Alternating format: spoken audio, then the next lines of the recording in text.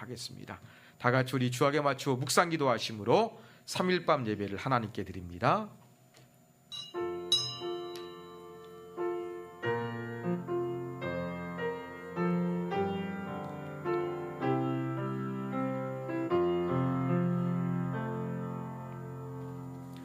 하나님 감사합니다. 오늘도 저희의 삶을 한 주간 가운데 중간쯤까지 지켜주시고 보호해 주시고 하나님께 예배할 수 있는 자리로 우리를 불러주셔서 감사합니다.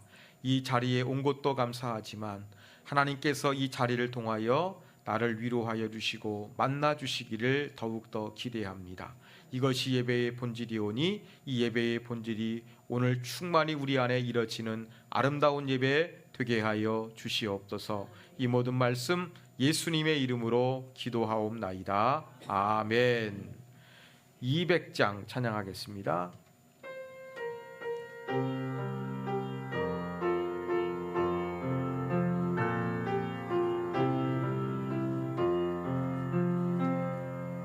달고 묘한 그 말씀 생명의 말씀은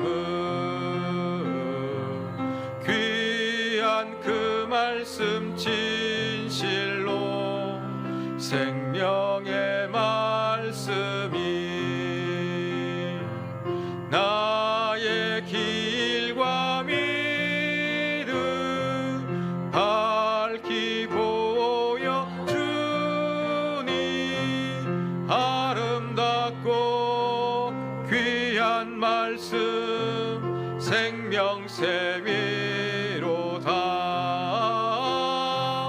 아름답고 귀한 말씀 생명샘이로다. 아름답고 귀한 말씀 생명샘이로다. 아름답고 귀한 말씀 생명샘이로다.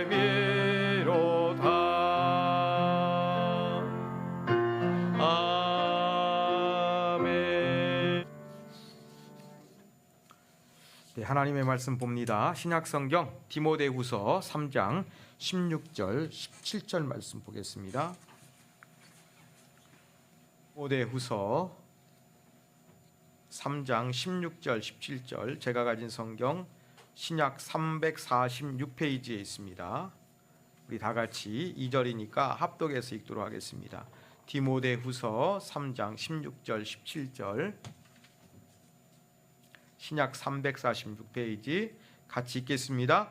모든 성경은 하나님의 감동으로 된 것으로 교훈과 책망과 바르게 함과 의로 교육하기에 유익하니 이는 하나님의 사람으로 온전하게 하며 모든 선한 일을 행할 능력을 갖추게 하려 함이라. 아멘. 예, 오늘은 이제 우리가 성경 66권을 이제 다음 시간부터 창세기부터 이제 계시록까지 쭉 한 권이 어떤 책인가 제가 이렇게 개론적인 부분들을 이제 수요일마다 여러분들에게 그렇게 말씀을 드리려고 합니다.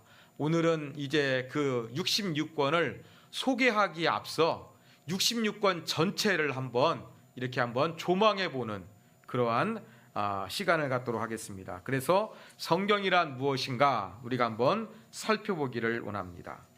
여러분, 성경 어떤 것일까요? 한쪽에서는 성서라고 합니다. 거룩한 책이라는 의미죠.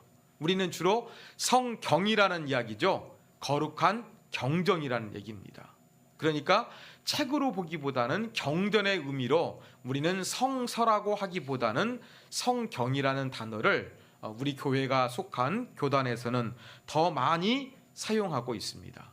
그래서 성경은 일반 책과 다릅니다. 이 성경은 인간이 탐구한 책이 아니라 하나님이 자기 자신을 보여주신 책이에요.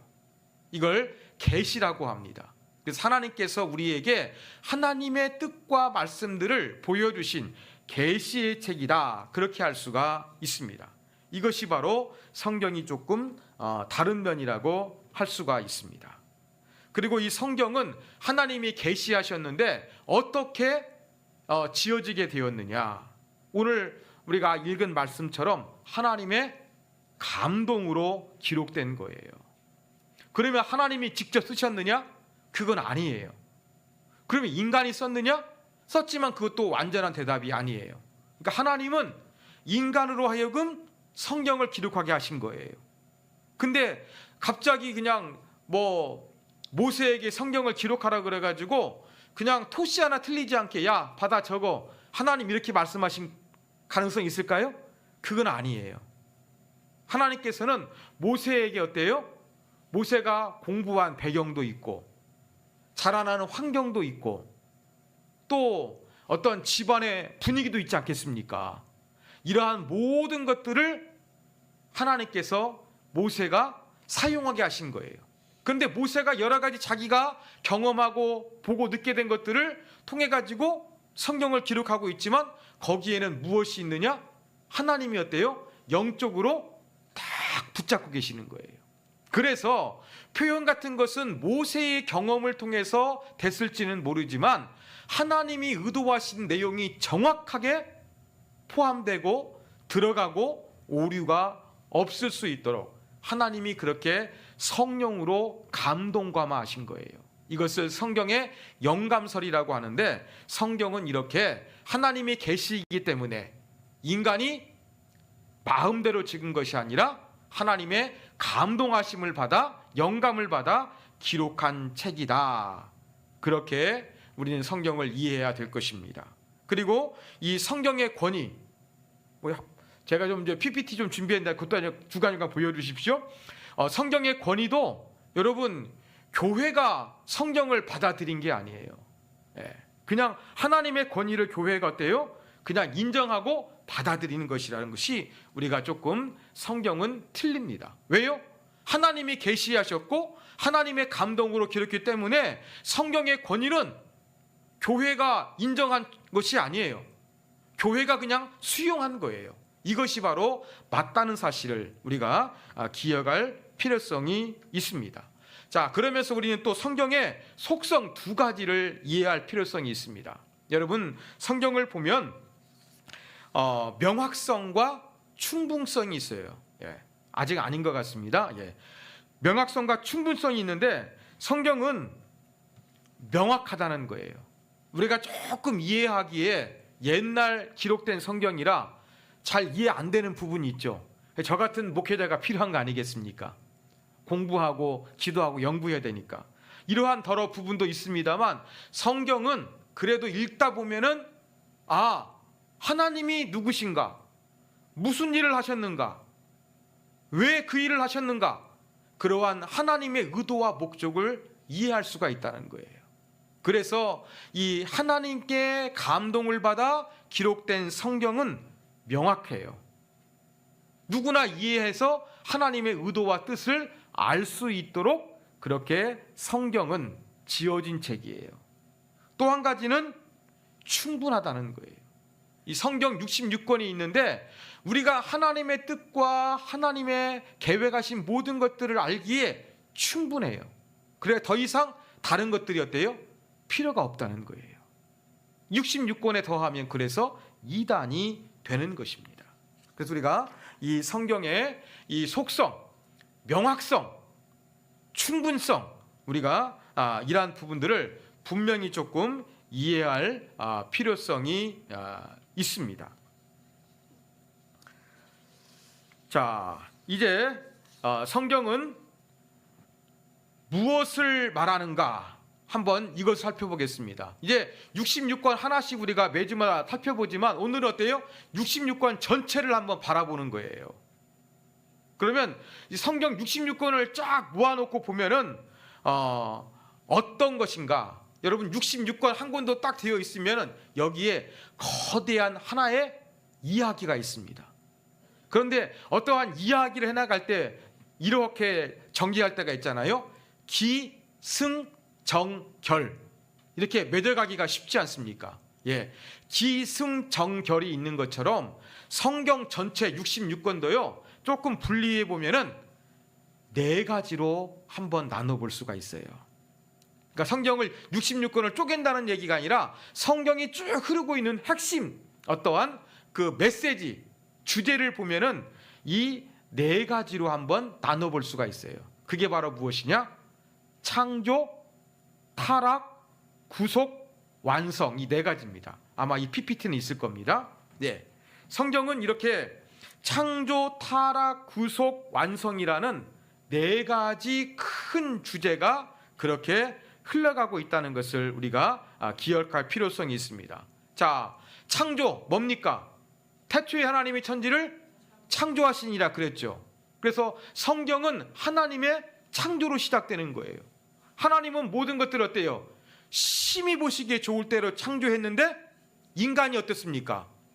타락했잖아요. 하나님 말씀을 거역했잖아요. 그래서 그 다음에 이어지는 것은 바로 무엇이냐면 인간의 불순종인 타락이 들어옵니다. 그래서 죄가 더 점점점 깊어져 가는 거예요. 이게 죄가 깊어져 가가지고 여기에서 도저히 타락해가지고 하나님과 관계가 어긋나 버리게 된 거예요. 그러면 누가 어긋난 인간과 하나님의 관계를 바로 회복시킬 것인가? 그렇죠. 예수님밖에 할 수 없다는 거예요. 이게 바로 구속이에요. 그래서 성경은 하나님이 모든 걸 창조하셨는데 인간은 하나님을 거역해서 죄를 져서 타락했고 하나님과 우리 사이가 멀어지게 되자 이 관계를 회복시키기 위하여 예수님께서 오시게 되었다. 이게 바로 어때요? 구속이라는 것입니다. 그래서 성경은 이 구속의 이야기가 이루어지게 됩니다. 그리고 신약 시대 때 예수님이 오셨습니다만 구속이 오기 전에도 어때요? 타락한 가운데 구약 성경에 보면 구원을 하시기 위해서 메시아를 보내주실 것이라는 것이 군데군데 조금씩 어때요? 예언이 되어 있는 그런 모습들을 우리가 볼 수가 있습니다. 자, 그래서 이제 구속하기 위해서 예수님이 이 땅에 오셨잖아요. 십자가에 죽으셨잖아요. 우리가 그 타락했던 죄를 다 용서하기 위해서 죄값을 치르셨잖아요. 그래가지고 이제 회복이 됩니다. 그래가지고 이제 완성되어져 가는 과정 가운데 있는 거예요. 완성은 어디서 되느냐? 저 영원한 하나님의 나라에서 이루어지는 겁니다. 그런데 구속과 완성 사이에서 어때요? 신약시대, 우리가 이 시대를 살고 있다는 것을 기억하시면 될 것 같습니다. 자, 그러니까 여러분 성경 66권이 있습니다. 그런데 어떤 주제를 이야기할 때 기승정결 네 가지가 있는 것처럼 어때요? 성경도 이해할 때에 크게 네 가지 주제가 있다는 거예요. 하나님이 창조하셨다. 그런데 인간이 타락했다. 그 다음에 이러한 타락한 인간을 구원하기 위해서 하나님께서 예수님을 보내주셔서 우리를 구원하셨다. 구속하셨다. 그리고 예수님이 구원하셔가지고 우리가 점점점 이제 하나님의 때가 되면 하나님의 나라에서 하나님의 나라가 다시 완성될 것이다. 이렇게 창조, 타락, 구속, 완성이라는 네 가지 주제로 성경 전체를 그렇게 나눠볼 수 있다. 여러분들이 그렇게 한번 이해를 하시면 될 것 같습니다. 자, 그러면 이 66권 성경을 한번 이제 살펴보도록 하겠습니다. 여러분, 성경이 전체 66권이에요. 66권인데 구약이 39권, 신약이 27권입니다. 그래서 66권 많이 있습니다만 이 구약 37권 중에서도 조금 더 뭉텅이로 나눌 수가 있습니다. 오늘 제가 준비한 것은 구약이나 신약 모두 네 묶음으로 한번 그렇게 분류를 한번 해봤습니다. 자, 그러면 구약은 어떻게 분류할 수 있느냐? 율법서예요. 모세 오경이죠. 그 다음에 역사서예요. 여호수아부터 에스더까지. 그 다음에 이제 여러분 시편, 잠언, 전도서, 우리 새벽기도 시간에 새벽 예배 살펴보는 게 있지 않습니까? 이 부분이 시가서예요. 그 다음에 다시 이제 예언서가 기록되어져 있습니다. 이렇게 성경은 이렇게 자꾸 여러분 우리가 성경을 이해하기 위해 가지고 자꾸 그림을 그리시면 됩니다. 전체 성경 66권인데 하나의 큰 주제를 가졌다. 이 하나님께서 이 창조, 타락, 구속, 완성이라는 이러한 큰 주제를 가지고 성경이 기록됐다. 그런데 성경은 예수님이 오시기 전 구약과 신약으로 구분되는데 구약 39권도 율법서, 역사서, 시가서, 예언서 이렇게 분리할 수가 있다 생각을 하시면 될 것 같습니다. 여러분, 율법서는 무엇이냐? 첫 번째 책이기도 합니다만 어떤 성경에 이루어지는 모든 것이 어때요? 기초가 되는 겁니다. 그래서 이 율법서는 매우 중요합니다. 그리고 이제 인간이 역사 속에서 얼마나 타락을 했는가, 이러한 이 역사를 보여줍니다. 그리고 이제 인간이 살아가다 보면은 이러한 신앙적이고 삶에서 많이 겪을 수 있는 고민과 문제들이 있습니다. 이러한 부분들을 다루고 있는 것이 시편, 잠언, 전도서, 아가서, 이런 부분들이 여기에 해당이 되는 것입니다. 그리고 이제 예언서는 무엇입니까? 이렇게 아까 말씀드린 대로 점점점 인간이 타락하잖아요. 이러한 가운데서 하나님께 돌아오기 위해서 선지자를 보내셔가지고 어때요? 하나님의 뜻과 계획을 선포하게 하신 거잖아요. 그러면서도 궁극적인 구원, 장차 오실 메시아가 있을 것이다 또 예고하잖아요. 이런 부분들이 구약의 예언서에 기록되어져 있습니다. 그러니까 66권이 있지만 반절 신구약으로 나누면 39권인데 율법서, 역사서, 시가서, 예언서 이렇게 네 묶음으로 나눌 수 있다. 그렇게 여러분들이 기억을 하시면 조금 더 66권을 이해하는 데 도움이 됩니다. 그럼 나머지 이제 27권 신약 부분입니다. 신약도 역시 마찬가지입니다. 복음서, 사도행전은 역사서라고 볼 수도 있어요. 그 다음에 선지서, 서신서죠. 그 다음에 요한계시록은 이것도 예언서라고 볼 수가 있는 거예요. 이렇게 네 묶음입니다. 자, 그래서 이제 그 구약에서 이야기하고 있는 예수님이 오신 구원이 이루어지게 되는 복음서를 네 권이 기록되어져 있습니다. 마태, 마가, 누가, 요한. 왜 이렇게 네 권이나 될까요? 그리고 네 권을 읽다 보면은 내용이 조금씩 다를 때가 있어가지고 우리를 혼란스럽게 할 수 있는 부분도 있습니다. 여러분, 여기에 대해서 이 성경은 똑같은 것이 아니라 이렇게 네 권이 되는 이유를 우리가 조금 더 이해할 필요성이 있습니다. 어떤 분은요, 이렇게 마태, 마가, 누가, 요한 전부 다 기록이 틀리다 보니까 이 성경은 가짜야, 믿을 수가 없어, 그래가지고 성경을 갖다가 비판해봐가지고 거부하는 사람들이 있어요. 이건 잘못된 겁니다. 그 예를 제가 들어드리겠습니다. 여러분, 제가 딸이 셋이 있잖아요. 다은이, 시은이, 채은이 3명이 있습니다. 여러분들도 자녀들이 여러 명 있잖아요. 자, 그런데 아빠 정성수라는 사람을 우리 첫째 딸이나 둘째 딸이나 셋째 딸이 아빠에 대한 기억이 똑같을까요? 틀릴까요? 틀리죠.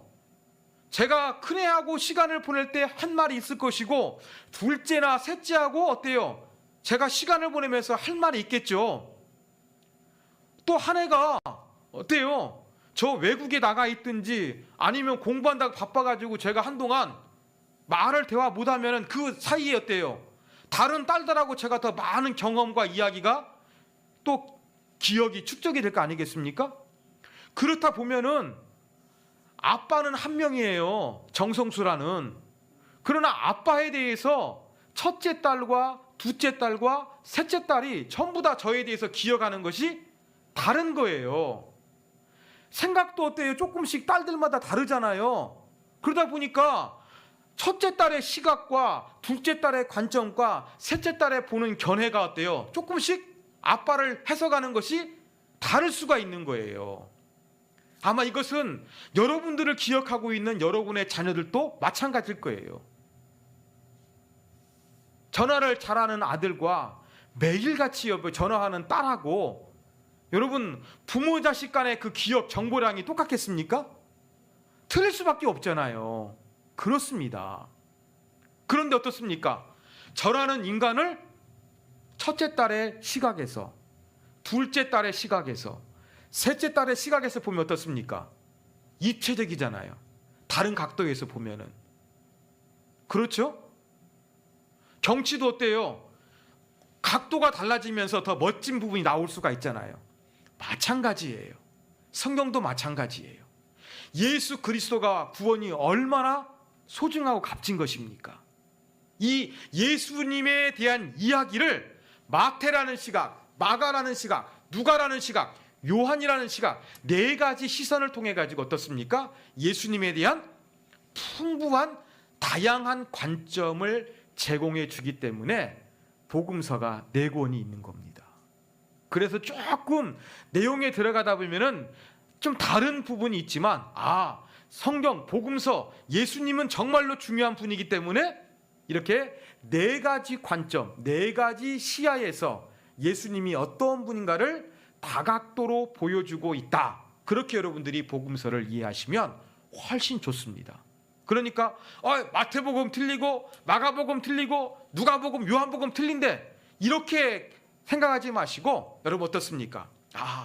예수님에 대한 경험과 기억하고 강조하는 것이 조금 사람들마다 하나님이 주신 감동이 달라가지고 다르구나. 그렇게 여러분들이 이해를 하시면 좋겠습니다. 자, 이런 예수님 오셨잖아요. 그래가지고 교회가 세워졌습니다. 그래서 교회가 어떻게 역사 속에서 쫙 확장되어져 갔는가, 이것을 보여주는 것이 사도행전이에요. 그 다음에 서신서는 무엇입니까? 이제 교회가 세워졌어요. 그런데 교회가 부흥하기도 하고 문제가 생기도 하잖아요. 이렇게 교회가 문제가 생기도 하고 어려움에 처할 때에 이러한 문제를 해결하기 위해서 어떻습니까? 믿음의 사도들이 전부 다 편지를 보냈던 것입니다. 이러한, 그래서 예수님이 오셔서 우리를 구원했다는 이야기, 교회가 세워져서 확산된 이야기, 그리고 교회가 오래가 되어가지고 문제가 생기고 갈등이 생기자 이것을 해결하기 위해서 편지를 보낸 이야기, 이렇게 기록되어 있고, 맨 마지막에는 이제 완성이라는 부분 있잖아요. 완성될 하나님의 나라, 이 하나님의 나라에 대하여 이제 알려주고 있는 그러한 이제 마지막 예언서 요한계시록이 있다는 것을 기억하시면 되겠습니다. 자, 그런데 주의할 점이 있습니다. 요한계시록을 막 심판하는 무서운 책으로만 읽지 마세요. 전 어렸을 때 신부단장이라는 만화가 있었어요. 그것도 있다 보면은 막 그냥 666 나오고 막 그냥 막 지옥불 나와가지고 막 그렇게 그런 공포를 주는데, 여러분 요즘에 요한계시록을 해석하는 분위기는 그런 분위기가 아니에요.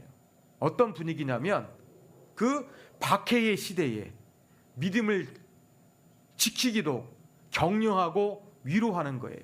마지막 그 하나님 나라, 완성될 나라를 보여주면서 그러한 박해를 이기라고 격려하고 위로해주는 그러한 책으로 요한계시록을 해석하는 것이 조금 바람직한 해석의 방향이다. 이렇게 우리가 한번 정리를 해볼 수가 있을 것 같습니다. 자, 이제 제가 구약과 신약 이렇게 두 군데씩 나눠져 있지만 네 덩어리로 나눌 수 있다. 이 부분을 이제 설명을 들었습니다. 그러면 다시 한번 돌아가 가지고 구약과 신약, 이 크게 두 개 나눌 수 있는데 이것이 무슨 관계에 있느냐, 이것을 조금 더 여러분에게 다시 한번 말씀을 드립니다. 여러분, 구약은 오실 그리스도에 대해서 약속하고 준비한 책이에요. 그런데 신약은 어떻습니까? 오신 그리스도의 성취와 그 열매들에 대해서 기록하고 있다는 것입니다. 그러니까 하나님께서 구약은 어때요? 이렇게 될 거야 라고 어때요? 이루어질 약속을 보여주신 거예요. 해주신 거예요. 신약은 어때요? 이루어진 약속이 기록된 것이라고 할 수가 있을 것입니다. 자, 그리고 이제 또 구약과 신약을 해석하는데 중요한 것이 바로 무엇이냐면 이제 모형론이라고 합니다.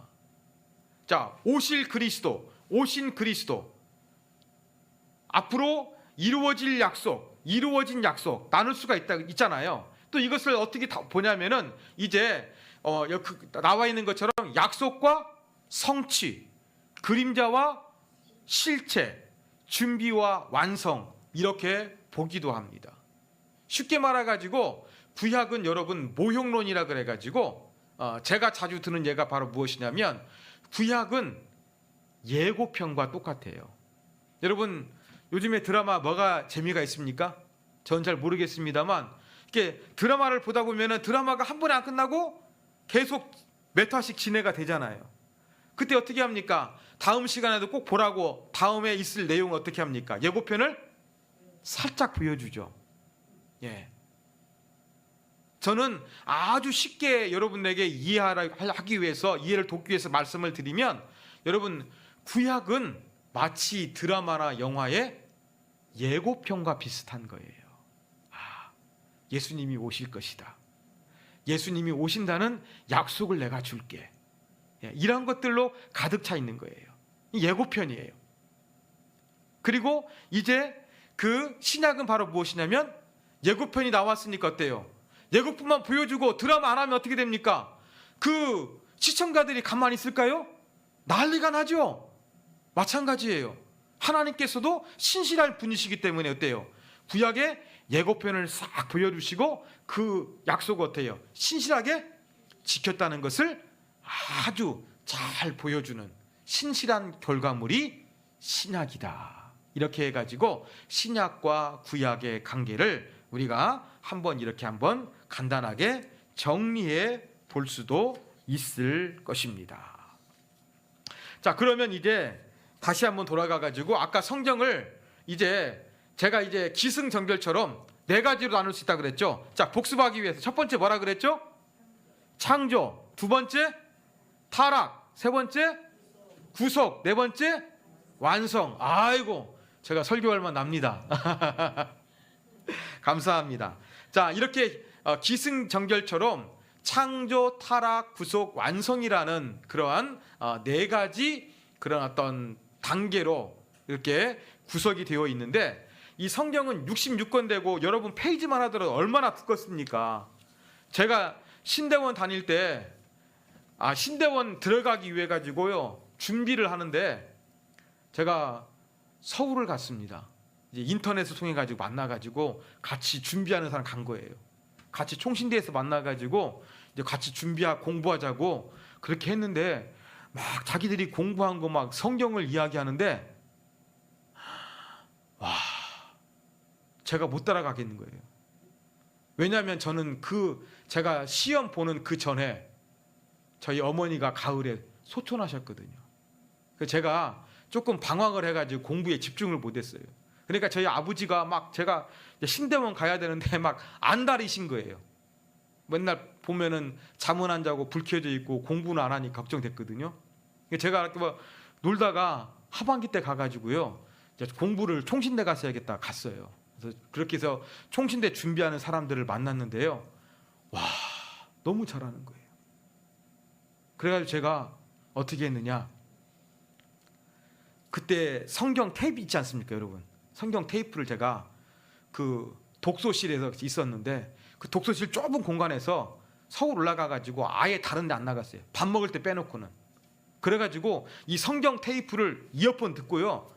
제가 진짜 기도를 하는지 이 속독 테이프를 듣는지 모를 정도로 그렇게 신경을 써가지고 제가 한 주간 내내 들었습니다.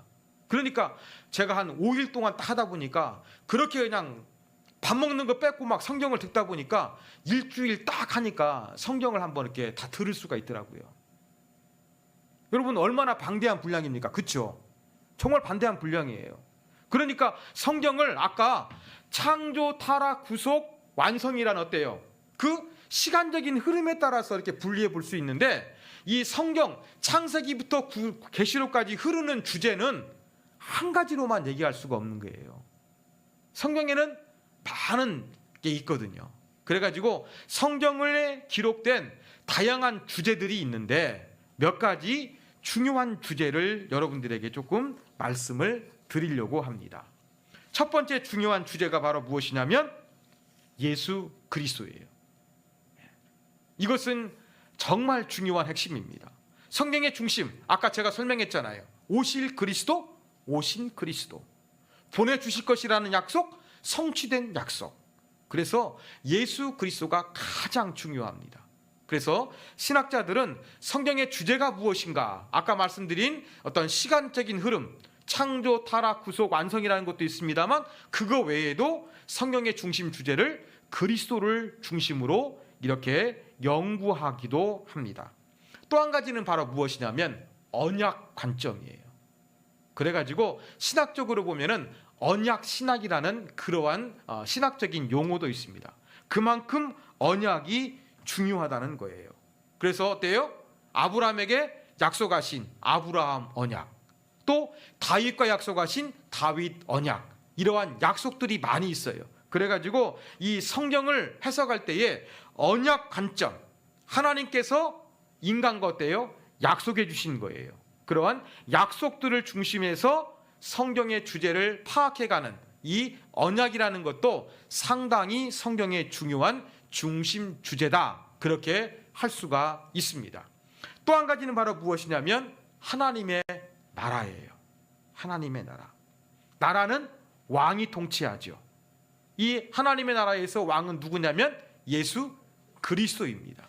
그래서 하나님의 나라가 이제 시작되어 가지고 어떻게 완성이 되어져 가느냐, 이러한 하나님의 나라라는 관점에서 성경을 연구하는 좋은 주제가 됩니다. 그러면서 또 한 가지는 바로 무엇이냐면 이제 교회입니다. 여러분, 하나님은 이 구원받은 사람들을 개인적으로는 구원하셨지만 같이 공동체, 교회 속에서 신앙생활할 수 있도록 그렇게 하셨거든요. 교회는 하나님의 몸입니다. 그러므로 이제 성경에서는 이 교회라는 것이 상당히 중요합니다. 그래서 여러분, 성경, 아까 제가 말씀드린 대로 정성수 목사가 신학대학원 가기 위해서 성경을 모르니까 막 열심히 공부하려고 듣다 보니까 듣는 것만 하더라도 5일 이상이 걸립니다. 이 망대한 분량 가운데 이 성경을 조금 더 핵심 주제로 정리하면 가장 중요한 핵심 주제는 예수 그리스도를 통한 구원이다. 그러면서 언약이라는 것도 좋은 주제가 되고, 하나님의 나라라는 것도 좋은 주제가 되고, 교회라는 것도 좋은 주제가 된다. 이렇게 여러분들이 한번 생각을 하시면 될 것 같습니다. 자, 그러면 이제 성경에 대해서 말씀을 드렸습니다. 성경의 저자는 하나님이고 하나님이 자기를 계시하신 거라서 다른 책과 다르다고 말씀을 드렸습니다. 자, 그리고 이제 그 성경은 창조, 타락, 구속, 완성이라는 이 네 가지 이 시간적인 흐름, 어떤 역사적인 흐름처럼 되어지는 기승전결과 같은 그러한 구조로 됐다고 말씀을 드렸습니다. 그래서 구약과 신약으로 나눌 수가 있는데 구약도 네 덩어리, 신약도 네 덩어리로 나눌 수 있다. 그리고 구약과 신약 어떠한 관계가 있느냐, 이런 부분들 제가 이제 설명을 드렸습니다. 그리고 이 구약과 신약을 관통하는 이 성경의 핵심 주제, 그래서 이것도 몇 가지를 제가 말씀을 드렸습니다. 그러면 이 성경을 이제 우리는 어떻게 읽어야 되느냐, 이제 성경 읽기에 대해서 조금 마지막으로 말씀을 드리겠습니다. 여러분, 성경은요, 문맥을 조심해야 됩니다. 문맥을 봐야 돼요. 여러분, 대화를 하다가도 이 대화의 흐름을 모르고 갑자기 특정한 말만 그걸 듣고 오세요. 이야기하다 보면은 상대방과 환경을 오해할 수가 있잖아요. 성경도 마찬가지입니다. 여러분, 성경도 문맥 속에서 봐야 됩니다. 어떠한 흐름 가운데 있는가. 그 다음에 두 번째 바로 무엇이냐면요, 장르를 조심해야 돼요. 시가서도 있고요, 역사서도 있고요, 예언서도 있는 거예요. 이 하나님은 자기를 계신할 때 다양한 방편을 사용하셨거든요. 그래서 성경에는 한 가지 생각만 하면서 읽는 것이 아니라 역사서도 있고 시가서도 있고 예언서도 있고 다양한 것들이 있다는 것을 생각하시면서 여러분, 우리가 성경을 읽어야 됩니다. 그 다음에 이 성경에 기록된 역사적인 배경도 중요합니다. 어떠한 그 역사적인 과정 속에서 이 성경이 기록되었는가, 그것도 상당히 중요합니다. 그래서 이러한 것들을 우리가 이렇게 가지고 있는 것도 중요하고, 또 한 가지는 바로 뭐냐면 성경은 무엇을 읽느냐, 정보나 지식을 축적하기 위해서 읽는 게 아니에요. 우리의 구원을 위하여, 그래서 믿음과 순종을 위해서 성경을 읽어야 한다는 것입니다. 성경을 읽는 목적이 분명해야 돼요. 성경은 바로 내가 그 하나님의 계시를 읽어서 여기에 대해서 믿음으로 반응하고 그 하나님의 뜻에 순종하기 위하여 우리는 읽어야 된다는 사실을 기억해야 될 것입니다. 여러분, 연애편지를 읽을 때 어떻습니까? 그 내용에 있는 것을, 글자를 보지 않습니까? 그 안에 있는 어때요? 감정과 마음을 읽으려고 하지 않습니까?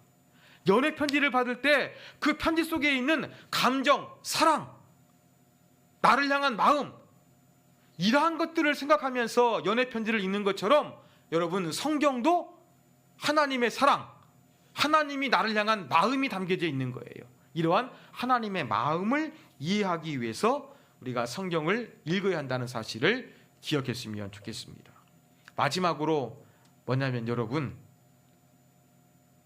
이단처럼 성경을 잘못 적용하면 절대 안 됩니다. 여러분, 이단이 바로 무엇이냐면요, 아까 말씀드린 대로 문맥을 무시합니다. 역사적인 배경을 무시합니다. 그냥 자기가 하고 싶은 말, 자기가 볼 때 그냥 합당한 말을 어때요? 역사적인 배경과 문맥 배경 다 내려 던져버리고 그냥 그 단어만 가지고 오는 거예요. 구절만 가지고 오는 거예요. 그거를 묶어가지고 성경을 마치 그냥 신비하게 자기가 풀어버린 것처럼 이야기하는데, 여러분, 성경은 결코 그렇게 쉽게 읽혀지는 것이 아니라는 사실을 우리는 조심해야 될 줄로 믿습니다. 자, 여러분, 제가 이렇게 성경에 대해서 큰 66권을 어떻게 바라봐야 될 것인가 간단하게 말씀을 드렸는데, 재미가 없고 어려운 강의입니까? 이런 시간도 좀 필요한 것 같습니까? 필요하시죠? 예, 그래서 한번 수요일마다는 제가 이렇게 한번 진행해 보도록 그렇게 하겠습니다. 그래서 이제 다음 시간에는 창세기의 특징, 이런 식으로 쭉 해가지고 여러분들에게 조금 더 뭐라 그럴까요?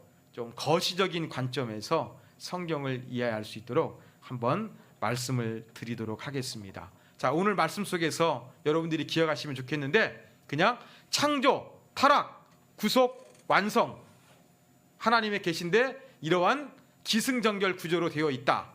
그래서 구약과 신약 나눌 수 있는데, 오실 그리스도, 오신 그리스도, 이루어질 약속, 이루어진 약속, 여기에 대한 것이다. 예, 그렇게 여러분들이 이것을 기억을 하시면 좋겠습니다. 네, 이것만 기억을 하시고 성경을 이렇게 읽을 때에 이제 조금 더 우리가 문맥이나 역사적인 배경이나 또 성경의 다양한 장르를 생각하면서 우리가 조심스럽게 읽어야 한다는 사실을 기억하면서 여러분들이 조금 더 성경을 이해하시는데 도움이 되시기를 바랍니다. 기도하겠습니다. 하나님 아버지, 오늘은 우리가 성경 66권 이